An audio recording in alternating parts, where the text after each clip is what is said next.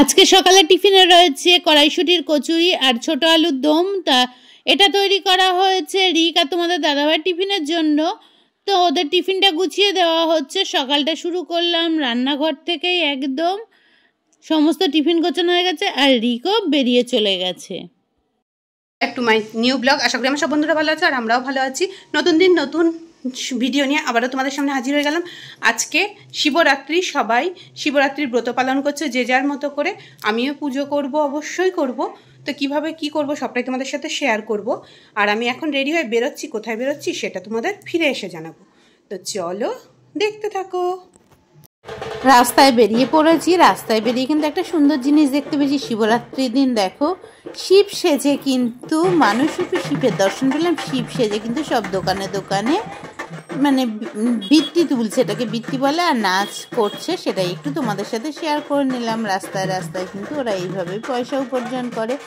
আর এই যে এই শিব মন্দিরটা অনেকবার দেখেছে সবাই আমার ভিডিওতে, জগন্নাথ বাবার মন্দির।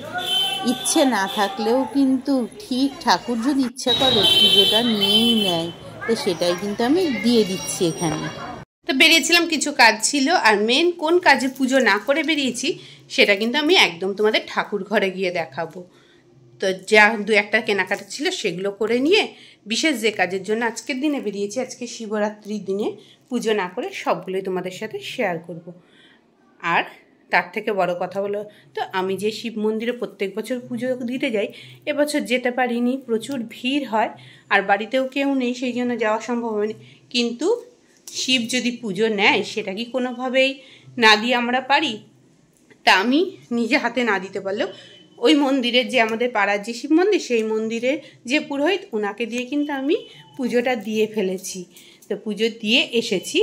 অবশ্যই বাড়ির পুজো করে আগে যাওয়া উচিত ছিল, কিন্তু রাস্তায় গেছি, বাবা যখন টেনেছে তো বাবাকে পেছন করে আসা আমার সাধ্যি নেই। তো চলো বাবা জগন্নাথের কাছে মিষ্টি দিয়ে পুজো নিবেদন করে চলে এসেছি। এবার বাড়ির পুজো করে নেবো। তা আমি একদম পুজো দিতে যাওয়ার জন্য, মানে দিতে না, নিজের ঘরের পুজো করার জন্য একদম রেডি হয়ে গেছি। দেখো কি সুন্দরভাবে রেডি হয়ে নিয়েছি। বলে একটা সাদা রঙের ব্লাউজ পরেছি, একটা সাদা ছাপা শাড়ি পরে নিয়েছি। দিয়ে এখন ভোলে বাবার পুজো দিতে যাব শিবরাত্রির দিন বাড়িতেই। তো চলো আমি কীভাবে জোগাড় করি, কি করি সবটাই তোমাদের সাথে শেয়ার করে নেব। চলো দেখার অনুরোধ রইল তোমাদের সবাইকে। তো এখানে দেখো কিছু কিছু জোগাড় আমি করে রেখে গেছি। তো সকালে ঠাকুরটা তুলে দিয়ে গেছি, এবার ঠাকুরের পুজো করব। এখানে সমস্ত ফল রেখেছি। আর এই যে আমাদের যে সেলফি স্টিক ছাড়া তো কিছুই দেখাতে পারবো না, কারণ একা হাতে কী করে ক্যামেরা করব। তো সেলফি স্টিক রয়েছে, সমস্ত কিছু রয়েছে, ওদিকে ফুল রয়েছে। তো চলো এখন পুজোর জোগাড় শুরু করা যাক। প্রথমে আমি সমস্ত বাসনগুলোকে ধুয়ে নিচ্ছি গঙ্গা জল দিয়ে, তারপর সমস্ত জোগাড়গুলো করব। তো এইগুলো ধোয়ার কাজটা হয়ে গেছে, এখন বাসনগুলো তুলে নিচ্ছি। বাসনগুলো তুলে নিয়ে কিন্তু আমি স্টেপ বাই স্টেপ সমস্ত কাজ করব। তো এখন বাটির মধ্যে নিয়ে নিলাম জল। এই যে বেলপাতা, দুব্ব, তুলসী, ফুলমালা সমস্ত কিছু এনে রাখা হয়েছে, সেগুলোকে ধোবো। তো তার আগে দেখো মা লক্ষ্মীর যে ছবিটা আছে সেটাকে আগে একটুখানি মুছে নেব। ভেজা ন্যাকড়া দিয়ে, মানে গামছা একটা রাখা আছে ঠাকুর মোছার জন্য, সেটা দিয়ে মুছে নিচ্ছি পরিষ্কার করে। তো যেহেতু শিবরাত্রি একবারেই ঘরে পুজো করতে আসবো, এখন দেখো বেলপাতা, তুলসী পাতা, দুব্ব সব পরিষ্কার করে নেবো। তুলসী পাতা তো আগে লাগবে না, আগে যেহেতু লাগবে দুব্ব, সেই দুব্বগুলোকে কিন্তু আমি বেছে পরিষ্কার করে নিচ্ছি। বেলপাতা পরিষ্কার করে নেবো। সমস্ত কিছুগুলো করে নিয়ে এখন দেখো এই যে মালা আনা হয়েছে আকন্দর, সবগুলোই গঙ্গা জল দিয়ে একটু ধুয়ে নিচ্ছি। আর বেলপাতাগুলো এনেছে, বেলপাতাগুলো খুব একটা ভালো না, তার মধ্যে থেকে যেটুকু পেরেছি সেটুকুই বার করে নিয়েছি। বেশিরভাগই ছিল ছেঁড়া, ফুটো এই ধরনের। আর এখানে গাঁদা ফুল, গাছের সাদা ফুল, রক্ত গাঁদা সমস্ত কিছু নিয়ে কিন্তু আমি ফুলের থালা রেডি করছি। আর অর্ঘ্য দেওয়ার জন্য চাল। তো ফুলের থালা রেডি করে নিচ্ছি এক এক করে। এবার চন্দনগুলো একবারে নিয়ে নেব, সাদা চন্দন, লাল চন্দন, সমস্ত কিছু থালার এক পাশে নিয়ে গঙ্গা জল দিয়ে গুলিয়ে নেব। তো সেগুলো করে নিয়েই তারপর কিন্তু আমি আসল আরও যেসব কাজগুলো আছে সেগুলো করে নেব। আর পুজো মানে পুজোর ঘরে কিন্তু অনেকটা সময় লাগে সেগুলোকে গোছাতে। পুজো করতে তো সময় লাগে, তার আগে গোছাতে কিন্তু অনেকটা সময় লাগে। তো এই যে লাল চন্দনটা, সাদা চন্দনটা সবই আমি গুলিয়ে নিচ্ছি। গুলিয়ে কিন্তু এই থালাটাকে রেডি করে সাইডে রেখে দেব।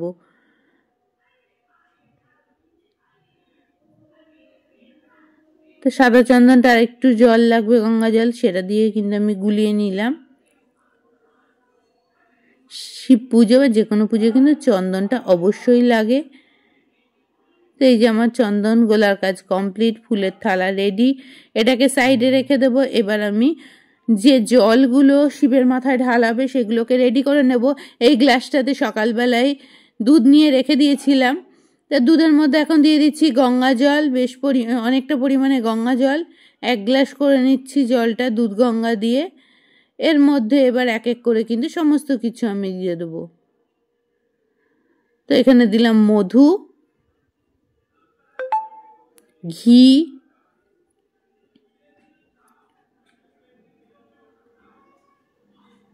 অর্ক,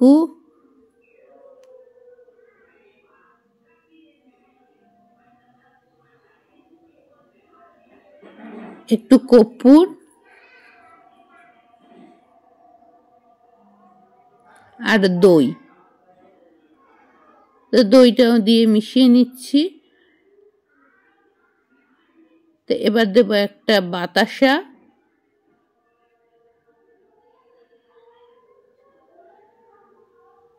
এই জলটা রেডি করা হয়ে গেছে, কিন্তু একটা জিনিস দিতে ভুলে গেছিলাম, সেটা পরে দিচ্ছি। এবার আরও একটা ঘটিতে দেখো জল রেডি করে নিচ্ছি, এতেও আমি 1 ঘটি গঙ্গা জল রেডি করে নিচ্ছি। তো গঙ্গা জলটা রেডি করে নিয়ে এর মধ্যে এবার এক এক করে আমি সমস্ত কিছু দিয়ে দেবো। মানে একটুখানি দিলাম মধু আর একটুখানি অর্ক দিয়েছি গন্ধের জন্য, আর চন্দন গুঁড়ো, সমস্ত কিছু দিয়ে কিন্তু এই জলটাও আমি রেডি করে রেখে দিলাম। এই যে তোমাদের বললাম না যে জিনিসটা দিতে ভুলে গেছি, সিদ্ধি তো দিতেই হবে বাবার পুজোতে। তো সিদ্ধিটা দিয়ে আরও একটা জল আর বেলপাতা দিয়ে এই জল দুটোই আমি রেডি করে রেখে দিলাম। এই জল দুটো পাশে রেডি করা থাক। এখন আমি নারকেলটা ফাটিয়ে নেব। তো নারকেলটা ফাটিয়ে নিচ্ছি। এই নারকেলটা ফাটানো হয়ে গেছে, এবার এর থেকে আমি আধমালা নারকেল নেব। তো এই যে নারকেলের জলটা আমি নিয়ে নিচ্ছি, নারকেলের জলটা গ্লাসে ঢেলে নিলাম। তো সমস্ত জল রেডি করে দিয়ে নারকেলটা কুড়িয়ে নেব। তো ঝটাপট নারকেলটা কুড়িয়ে নিই, অনেকটা কিন্তু বেলা হয়ে গেছে। আর এই যে এবার দেখো আমি করছি কি বলো তো, কাজু কিশমিশটা ভিজিয়ে রাখছি। একটু ভিজিয়ে না রাখলে না ভালো লাগে না, শক্ত শক্ত লাগে। ফলগুলো এবার বানিয়ে নেব, সমস্ত থালা রেডি করে রেখে দিয়েছি। আর দেখো আমি ক্যামেরায় করেছি সবই, হয়তো তোমরা দেখছো বাঁ হাতে, কিন্তু আমি কিন্তু বাঁ হাতে কোনো কাজই করিনি, ডান হাতেই করেছি। তা যাই হোক, কী করব, ক্যামেরার কোনো একটা প্রবলেমের জন্য তোমরা অনেক কিছুই দেখতে পাচ্ছ আমি বাঁ হাতে করছি। তো এখানে কথা বলতে বলতে কিন্তু ফলগুলো সব আমার বানানো হয়ে গেছে। এবার আমি তরমুজটা কেটে নেব। তরমুজটা কিন্তু প্রচণ্ড লাল ছিল, কিন্তু খুব একটা মিষ্টি ছিল না। আমি যেহেতু তোমাদের পরে ভয়েস দিচ্ছি সেই জন্য বলছি, কিন্তু ভেবো না আমি তরমুজটা খেয়ে তোমাদের বলছি। পুজোর আগে কি খাওয়া যায়? এটা তো কখনোই হয় না, জাস্ট একটু মজা করে বললাম, যেহেতু আমি খেয়েছি পরে সেই জন্যই এর টেস্টটা তোমাদের বললাম। তো যে তরমুজও কাটা হয়ে গেছে, সমস্ত কিন্তু ফল কাটা হয়ে গেছে। এবার মিষ্টিগুলো দিয়ে দিচ্ছি। তো মিষ্টিগুলো সাজিয়ে নিচ্ছি, নিয়ে আমার কিন্তু প্রায় অনেকটা কাজ হয়ে গেল। আগে থেকে কুড়িয়ে রাখা নারকেলগুলো দিয়ে দিচ্ছি। এবার কাজু কিশমিশ, খেজুর, আমসত্ব এগুলো দিলেই কিন্তু আমার একদম রেডি। নৈবেদ্যের থালা রেডি, ফুলের থালা রেডি, এবার কিন্তু জলগুলোও রেডি। এবার যে বিশেষ কারণে আমি বেরিয়েছিলাম তোমাদের বললাম শিবরাত্রির দিন পুজো না করে, সেই কারণটা তোমাদের সাথে বলা যাক। তো জলগুলোও রেডি করে দিলাম। এই যে দেখতে পাচ্ছ ফ্রেমবন্দি যে শিব ঠাকুরটা, এটা আমাদের বাড়িরই শিব মন্দিরে যে শিব থাকে ধর্মরাজ, তো সেই শিব মন্দিরের সেই শিবটাকে আজকে আমি শিবরাত্রির দিন কিন্তু বাড়িতে প্রতিষ্ঠা করব। তো সেই জন্য এটাকে আনতে গেছিলাম, এটা বাঁধাতে দেওয়া হয়েছিল ছবিটা তুলে। তো সেগুলো আমি গঙ্গা জল দিয়ে ভালো করে মুছে পরিষ্কার করে নিলাম, কারণ যেহেতু বাঁধিয়েছি সেটাকে পরিষ্কার না করে মানে ঠাকুরের আসনে কি করে বসাবো। তো যাই হোক, এখন আমি কিন্তু সমস্ত ঠাকুরকে ঘি মাখিয়ে দিচ্ছি। প্রথমে ছবিটাতেও মাখিয়েছি কিন্তু, কারণ প্রত্যেক বছর এই যে শিবের দেখতে পাচ্ছ তোমরা বাঁধানো, যে আমাদের ধর্মরাজ বাবা, এর মাথাতে আমি প্রত্যেক বছর জল দিই। তো সেই জন্য এই বিশেষ দিনটাতে কিন্তু এটাকে প্রতিষ্ঠা করলাম। এই যে এবার একটু দই মাখিয়ে নিচ্ছি। সমস্ত ঘরে যে শিবগুলো আছে, আমাদের ঘরে কিন্তু 5টা শিব থাকেই এমনিতেই, আর ওই যে মন্দিরে ছিল ধর্মরাজ বাবা, তো সেটাকেও এবার কিন্তু আমি সিংহাসনে প্রতিষ্ঠা করে নিয়েছি। অর্কুনা কি বলে এটা কিন্তু আমি সঠিক জানিও না নাম, যাই হোক এটা শিব পুজোয় লাগে, তো সেটা দিয়ে কিন্তু আমি সমস্ত কিছু নিয়ম করে পরিষ্কার করে নিয়ে একটু মধু ঘি সমস্ত মাখিয়ে পরিষ্কার করে নিলাম।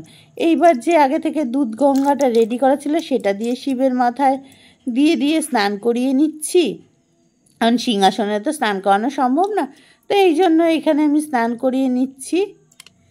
এই যে ধর্মরাজ বাবার মাথাতেও কিন্তু আমি এইভাবেই জলটা দিয়ে দিলাম, কিছু করার নেই।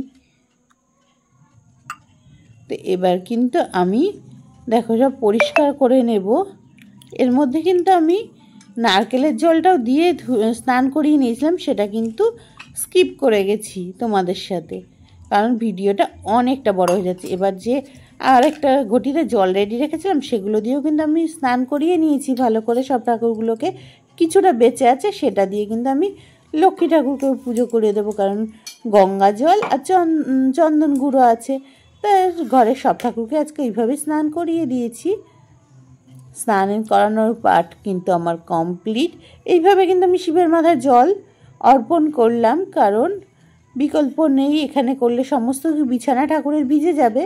এইভাবে স্নান করিয়ে এখন লক্ষ্মী ঠাকুরটাও পুজো করা হয়নি যেহেতু, তাকেও সিঁদুর পরিয়ে দিচ্ছি। আর এই দেখো আবারও বলছি, দেখো সব মনে হচ্ছে উল্টো উল্টো, কিন্তু কি করব, আমি যখন ক্যামেরা করেছিলাম না তখন ঠিক বুঝতে পারিনি ক্যামেরাটা হয়তো উল্টোভাবে ধরা হয়েছে। এবার ফুলের থালাটা রেডি আছে, চন্দনগুলো রেডি আছে, এবার শিব ঠাকুরগুলোকে ধরো সমস্ত কিছু আগে চন্দন পরিয়ে দিচ্ছি। সত্যি আজকে কিন্তু খুব আনন্দ লাগছে এই ঠাকুরটাকে সিংহাসনে প্রতিষ্ঠা করতে পেরে। আমরা আগেই বলেছি ঠাকুর যেটা চাইবে, যেভাবে পুজো নিতে চাইবে, আর যেদিন প্রতিষ্ঠিত হতে চাইবে সিংহাসনে, সেদিন ঠিক সে কিন্তু হয়ে যাবে। এই যে এবার এটা দিয়ে একটা সংকল্প করতে হয়, আমি শাশুড়ি মায়ের কাছ থেকে শুনে নিয়েছি, আমি কিন্তু ফার্স্ট টাইম এইভাবে সংকল্প করছি, আমার কিন্তু এগুলো জানা নেই। কিন্তু হয়তো ধর্মরাজ বাবা আজকের দিনেই প্রতিষ্ঠিত হতে চেয়েছে সেই জন্য। আর এই ঠাকুরটাকে বাঁধাতে দেওয়ার পরে বলেছিল আজকে রাত্রেবেলা দেবে, তা আমি ভেবেছিলাম রাত্রে জল দেবো, কিন্তু এটা যাই হোক দুপুরবেলায় কিন্তু আমাদের বাড়িতে চলে এসেছে, মানে আমি নিয়ে এসেছি। তা দুপুরবেলায় কিন্তু আমি প্রতিষ্ঠা করে নিচ্ছি আমার মতো করে, তারপরে শাশুড়ি মা এসে শাশুড়ি মায়ের মতো করে কিন্তু প্রতিষ্ঠা করে নেবেন, কারণ যারা বয়স্ক তারা যা নিয়ম জানে তার একটা কোনা নিয়মও কিন্তু আমরা জানি না। আমরা বয়স্ক মানুষের কাছ থেকে শুনে শুনে যেটুকু চেষ্টা করি করার, তার মধ্যে যদি ভুল ত্রুটি হয়ে যায়, আমি কিন্তু ধর্মরাজ বাবাকে বা ঘরের যে কোনো দেবদেবীকেই বলি তুমি কিন্তু আমায় ক্ষমা করে দিও, কারণ আমি কিন্তু কিছুই জানি না। এই যে মালাটা বারবার পরাতে যাচ্ছিলাম, আর কী হচ্ছিলো বলো তো, পড়ে যাচ্ছিলো, অবশেষে কিন্তু পরাতে পেরেছি। যাই হোক, যেভাবেই হোক পুজোটা কমপ্লিট করলাম আমি। এখন আমি পৈতেটাও দিয়ে দিলাম যে পৈতে নিয়েছিলাম। তা আজকে এই শিবটাকে কিন্তু প্রথম পুজো করে নিয়েছি, তারপরে বাকি ঘরে যে শিবগুলো আছে সেগুলোকেও কিন্তু আমি পুজো করে নিয়েছি আমার মনের মতো করে, কারণ আমি নিয়মকানুনের কিচ্ছু জানি না। আগেই বললাম ভগবান যেভাবে আমার কাছ থেকে পুজো নেবে আমি সেইভাবেই তো করব বলো। তো যাই হোক, ঘরের ঠাকুরগুলো শিবগুলোকে এবার পুজো করে নিচ্ছি। এখনও কিন্তু বেশ কিছুক্ষণ দেরি আছে পুজো করতে, আর তোমাদের সাথে কথা বলতে বলতে কিন্তু ওইদিকে দেখতে পাচ্ছ লক্ষ্মী ঠাকুরগুলো কিন্তু পুজো হয়ে গেছে। পুরো সিংহাসনটা এখন যে পজিশনে দেখছো পুরো উল্টো পজিশনে আছে, কিন্তু বড় সিংহাসনটা এই যে ছোট সিংহাসনটা যে দিকটা আছে ওই দিকটা দেখা থাকে, আর যেটা ছোট সিংহাসনটা শিবের সিংহাসনটা দেখছো বড় সিংহাসনের ওইদিকে থাকে। তো কীভাবে উল্টো উল্টো দেখাচ্ছে আমি বুঝি না, মাঝে মাঝে ক্যামেরায় যে কী প্রবলেম হয়। যাই হোক, তোমরা একটুখানি কষ্ট করে বুঝে নাও। আমার বন্ধু তো তোমরা, আমার পরিবারের সবাই সদস্য, আমার কিন্তু সুবিধা অসুবিধাটা তোমরা সবাই কিন্তু একটু মানিয়ে গুছিয়ে নিয়ে দেখবে, এটাই আমি আশা রাখি। দেখো এই যে শিব ঠাকুরটা দেখছো না, এটার মাথাটা যখনই আমি ফুল দিই না ফুলগুলো পড়ে যায়। মানে শিব ঠাকুরের মাথাটা এত তেলা, তো সেই জন্য শুধু পড়ে যায়। তো যাই হোক, পড়ে গেলেও বারবার তুলে দিয়েছে, অবশেষে কিন্তু রয়েছে। আর এই যে একটা ধুতরা ফুল ছিল, ধুতরা ফুলটা কিন্তু সব ঠাকুরের উদ্দেশ্যে সিংহাসনে অর্পণ করে দিলাম। এবার আমার পুজো কমপ্লিট। এবার দেখিয়ে দিচ্ছি ধূপ প্রদীপ সমস্ত কিছু দেখিয়ে দেব, দেখিয়ে আরতি করে নিচ্ছি। তোমরা কিভাবে পুজো করেছো সেটাও কিন্তু আমাকে কমেন্ট করে জানাবে। এই যে এবার প্রদীপ দেখিয়ে দিচ্ছি। আর আমি কিন্তু একবারে দুপুরের পুজোটা শেষ করতে করতে 4:30 বাজিয়ে ফেলেছিলাম। তো এগুলো পরিষ্কার করে তারপরে একবারে কিন্তু আমি সন্ধ্যাবেলার পুজো করে নিয়েছি। আর সেগুলো দেখায়নি, এমনি ভিডিওটা কিন্তু দিনের বেলা পুজোতে অনেকটা পরে গেছে। এবার এটা দিয়ে দিয়েছি ঘিয়ের একটা প্রদীপ, ঘিয়ের প্রদীপ দিয়েও কিন্তু একটু আরতি করে নিলাম। তো সমস্ত কিছু আরতির পাঠ কিন্তু প্রায় শেষের দিকে, সেটাই একটু তোমাদের সাথে শেয়ার করে নিচ্ছি। এবার একটা কাপড় দিয়ে আরতি করতে হয়, জল দিয়ে আরতি করতে হয়, সব কিন্তু আমি ভাগে ভাগে করে নিয়েছি নিয়ম করে। আর এই পুজোর যেটুকু নিয়ম আমি পারি সেটুকু কিন্তু আমার শাশুড়ি মায়ের কাছ থেকে শেখা, কারণ এগুলো আমি কিন্তু কিছুই জানতাম না।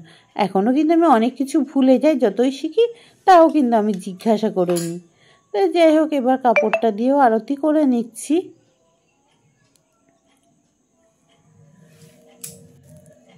ফুল দিয়ে আরতি করে নিচ্ছি। আরতির কাজ কিন্তু আমার কমপ্লিট। এবার যে নৈবেদ্যগুলো সাজিয়ে রেখেছি, নৈবেদ্যগুলো কিন্তু ঠাকুরের উদ্দেশ্যে আমার মতো করে আমি নিবেদন করে দিচ্ছি। তা আমার কিন্তু পুজো কমপ্লিট, শিবরাত্রির দিন পুজো করে নিয়েছি। এখন কিন্তু অনেকটা বেলা হয়ে গেছে। তো এখন আমার পুজো কমপ্লিট হয়ে গেছে। দেখতেই পেলে আমাদের সিংহাসনে আজকে ধর্মরাজ প্রতিষ্ঠা করলাম। ধর্মরাজের মন্দির আছে, সেটা বিশেষ কোনো কারণে যাওয়া সম্ভব নয়, তো তার জন্যই কিন্তু আমি আমার ঘরে প্রতিষ্ঠা করলাম। আমাদের ঘরে, আমি বারবার বলে ফেলছি আমার ঘর, তা আমাদের ঘরে। খারাপ লাগছে আজকের বিশেষ দিনটাতে প্রতিষ্ঠা করতে পেরেছে, একটা তো আনন্দ লাগছে, অবশ্যই লাগছে, কারণ শিবরাত্রি মানে শিবের দিন, সেই দিনে আমাদের ঘরে ধর্মরাজ শিবের ফটোটা আমি প্রতিষ্ঠা করতে পেরেছি। এটার মতো আনন্দের আর কিছু নেই। কিন্তু সবথেকে খারাপ লাগার কারণ কি বলতো, শাশুড়ি মা যদি থাকতো এটা কিন্তু উনি প্রতিষ্ঠা করতেন। উনি যেহেতু বাড়িতে নেই, তো ওনার অবর্তমানে আজকে আমাকে প্রতিষ্ঠা করতে হলো, কারণ উনি যখন আসবে এই বিশেষ দিনটা তো থাকবে না বলো। তা আমি মায়ের কাছ থেকে কিন্তু পারমিশন নিয়েই আজকে সিংহাসনে ঠাকুরটাকে প্রতিষ্ঠা করেছি। তো তোমাদের কার কেমন লাগলো আমার পুরো পুজোটা সেটা কিন্তু শেয়ার করতে ভুলো না, মানে শেয়ার না, কমেন্ট করতে ভুলো না। তো চলো, এখনও কিন্তু ঠাকুর ঘরে বহুত কাজ বাকি আছে। তো এখন এখানে রাখছি, কাজ সেরে আবার পরে কথা হবে তোমার।